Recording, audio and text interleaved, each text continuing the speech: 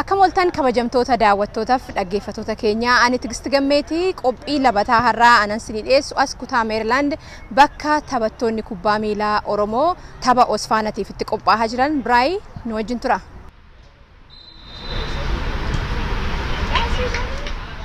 As kutaa Meerilaand mana barumsaa sadarkaa lammaffaa Bileer jedhamu keessatti gareewwan kubbaa miilaa hawaasa Oromoo lama Leenca Diisitii fi Woboon torban Federeeshinii Ispoortii Oromoo Ameerikaa kaabaa Osfaanaa jedhamuudhaan beekamu jalqabuudhaaf guyyoonni lama gaafan dorgommii tapha hiriyummaa qaama shaakallii ta'e taphachaa jiran. Leenjistoonni, hooggantoonni gareewwan kanaatii fi gareewwan naannoo Washington DC kaanillee taa'anii taphicha laalan. Dargaggoota Oromoo magaalaa guddittii United States magaalaa Washington DC akkasumas kutaawwan naannoo ishii jiran Meerilaand fi Virgiiniyaa keessa jiraatan hirmaachisu. Garee naannoo kanaaf hangafa ta'e garee Leenca Diisitiif taphachaa guddate amma immoo gama hooggansaatiin garee kana akkasumas Osfaanaa tajaajilaa jiru Abaabii Ida'oo achitti argee dubbiseera. Directory Athletics Osfaanaati itti aansee immoo akkasumas Leenca DC koree kubbaa miilaa qindeessuudhaan hin gargaara. Leenjisaa sin ture akkasumas still ammas kubbaa inuma taphadhaatii wajjin Leenca DC'n alatti naannoo kana kan jiru tiima afurtu jira. Woboonis DC irraa hin jira. Qeerroo Meerilaandis hin jiru. Itti aansee tiima sadiin booda immoo waggaa kana yeroo jalqabaatiif tiimni jirra Meerilaandii fi jirra DC kan jedhu qooda Osfaanaa bara kana irratti fudhachuu fi hojii isaanii xumuranii qophaa'aa jiran jechuudha. Waliigalatti tiima 5 qabna DMV irraa. Yeroon taphni kun itti gaggeeffamee galgala ta'ullee leenjistoota fi hooggantoota garee kanaa keessaa amma tokko qophii itti jiran laalchisee gaafadheera. Maqaan koo Assagir Waaqeegaloo jedhama. Gaheen koo asitti assistant coach Leenca Diisiti. Troofii asumatti hambifannee abdii qabna. Osfaanaa jechuun tokkummaa Oromummaa kan ibsudha. Waliigaltee uummanni Oromoo irratti wal gaheetoo kan wal yaade kan irratti wal qunnamu kan uummanni uummata dhabe kan ilaalallee ta'een naannoo viidiyootiin arguudha. Irra guddaan wal siminne yookaan walitti dhufeenya Oromoo fi jaalala Oromoo mul'isu jedhee yaadaan akka kootti. Kun bu'uureessitoota garee kubbaa miilaa Wobooti. Maqaan koo Eeliyaas yookaas Reen jedhama. Naannoo DC kanatti akkasitti beekama. Maqaan tiimii keenyaa Woboodha. Woboo jennee waggaa 3 dura tiimii kana ijaarree tiimiin kun dhaabbatee waggaa 2 walitti aansee diviizhin B keessatti shaampiyooniidha. Amma immoo diviizhin A taphachuudhaaf qophoofnee jirra. Egaan isaan warra dhaaban keessaa warra ijaaran keessaa ani nama tokkodha. Roobaa Abbitoo Kabbadeeti. Roobaa Abbitoo Kabbadee inni kun immoo wayyeessaadha. Ijoolleen kun warra gruupii kana orgaanaayizii godhanii. Roobaa Abbitoo Kabbadaa leenjisaa garee Wobooti. Torban Osfaanaa tapha kubbaa miilarra darbee hiika addaa akka isaa qabu kanaafis hirmaannan isaa akka itti fufe ibsa. I mean, even before I played, like I've seen it when it was in DC, so I got to meet a lot of people. Taphachuu kanan jalqabe gara waggaa 5 dura. Waggas garee qeerroo Meerilaandiifan taphadhe. Dorgommiitti hirmaachuu osoo hin jalqabiinis san dura qophii jaraa ilaalaan guddadhe.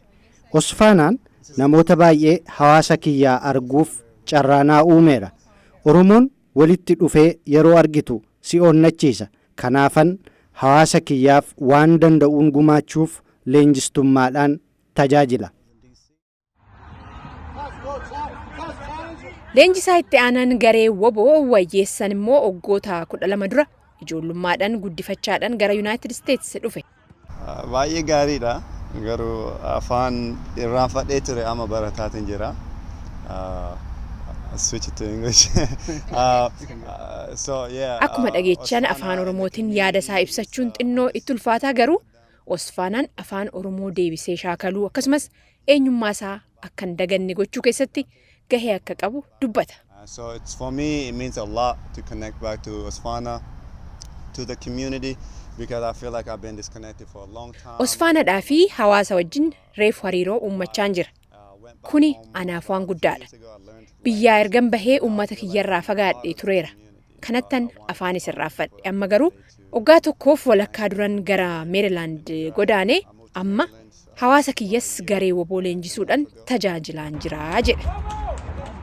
Maqaan kiyya Daagimin jedhama, qeerroo Meerilaand irraati. Maqaan koo Saamu'eel Kabaan jedhama. Anillee jirra Meerilaandii bakka bu'eenii.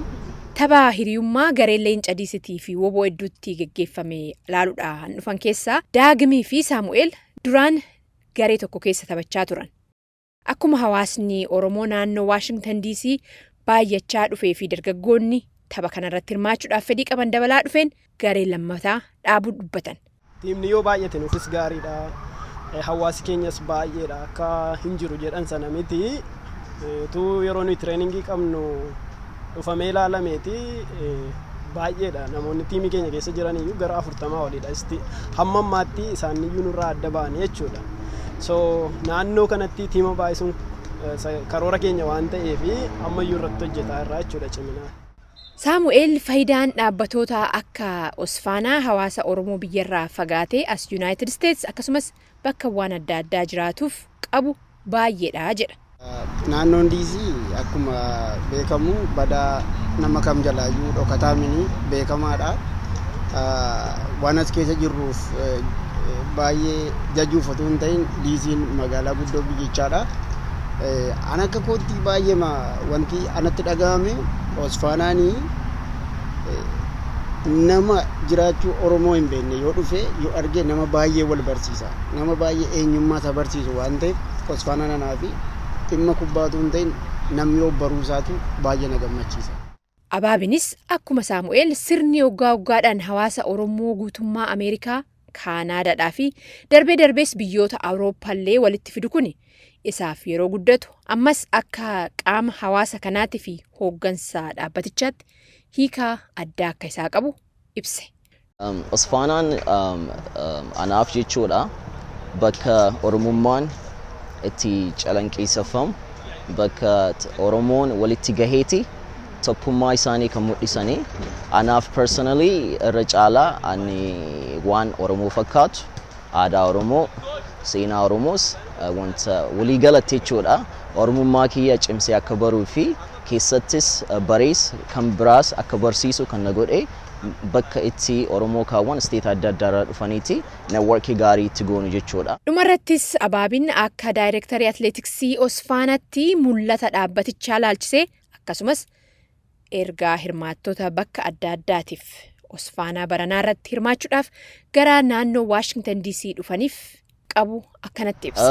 Oromoon baay'eetu jira. Lakkoofsaan kana jechuun hin ulfaata. Minnesotatti aanseetti baay'inaan waan DMV jiru natti fakkaata. Dhaamsi namoota isteeta adda addaarraa dhufaa jiraniif kan qabnu tokko hawaasni Oromoo kan Washington DC jiru qophaa'ee jira. Isin keessummeessuuf itti aansee akka boordittitti akka boordii Osfaanaatitti illee sagantaa gochuu qabnu hunda xumurreetii gara keessan fidaa jirra. Informationii kamiyyuu yoo barbaadanii jettanii bizinesoota Oromoo, restoraantii Oromoo yoo ka barbaadan ta'e immoo Osfaanaa websaayitii irratti argachuu danda'an.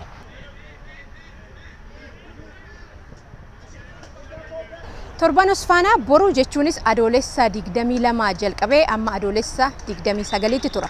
Kana keessatti akkuma argitan kubbaan miilaa taphoota taphataman keessaa tokko fiigichi Abbaba Biqilaas jira. Akkasumas barana yeroo duraati an ijoolleen naannoo Meerilaand, Virgiiniyaatii fi DC itti hirmaatan kubbaan miilaa ijoollee waggaa 5 amma 13 jiranis hawwiidhaan tapha eeggamaa jiran keessaa tokko. Kana malees egaa taphni yeroo dhume galgala sirbi yookaan immoo konsertiin qophiin adda addaa bakki itti ijoolleen dandeettii ofiitti agarsiisan Oromoo Talent Show jedhamu akkasumas diraamanii fi fiilmiin adda addaa akka agarsiifamu quba qabnaa. Maddittis walgahiileen adda addaas illee hangaggeeffaman ta'a. Qophiin labataa kanarraas kanumaan xumurameera. Ani Tigist Gammeetii Meerilaandirraa.